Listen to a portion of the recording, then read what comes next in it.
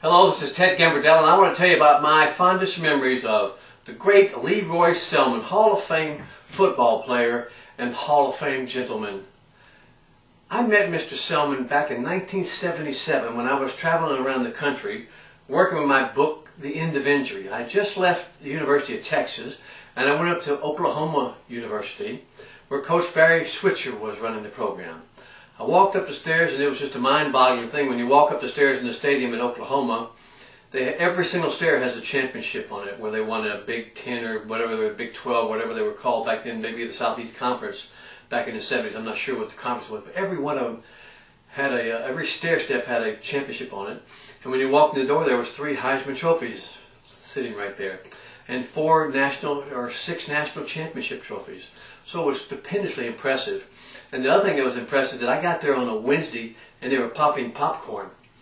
They start popping popcorn, I think, the day after the game, because over 100,000 people or 70,000, 80,000 people will show up for the game. Anyway, I went up there and told Coach Switzer that I'll have a program on preventing injuries and I'd like to do a demonstration, and I wanted him, one of his biggest player or coach, punch me in the ribs and the throat and as hard as they can in the solar plexus. And Coach Switzer was a nice guy, but he was a little incredulous and didn't believe what I said. And so he said, just a second. He called Roy Selmon. He called Mr. Roy Selmon over. And this is 1977, and just about that, and that was shortly after Mr. Selmon had quit playing for Oklahoma, and he was an assistant coach there.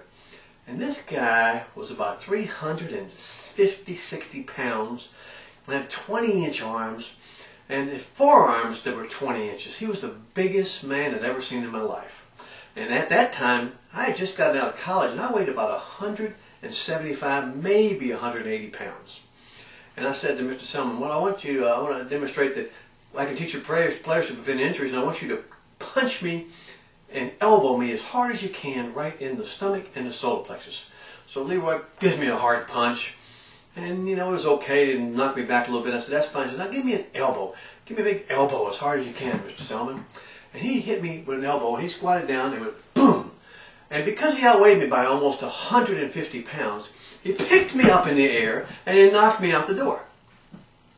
And Coach Switzer goes, man, that's incredible. He said, Coach Johnson, come in here. And he called the other coach in and said, watch this. Hit him again, Roy.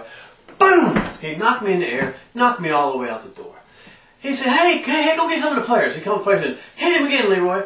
Boom! Knocked me in the air, knocked me 4 or 5 feet in the air, all the way out the door. And I stumbled back against the wall and stuff. And I finally said, Coach, I said, you know, this can go on all day. He said, well, what do you want, boy? And I said, well, I just want to work with your team and get an endorsement for my book. He said, well, hell, I'll do that.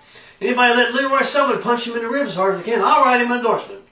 And that's how I got my endorsement from Barry Switzer. Mr. Switzer was a great coach. And Roy Selmon was a great man. We're going to miss Roy a lot. He was a true fine gentleman.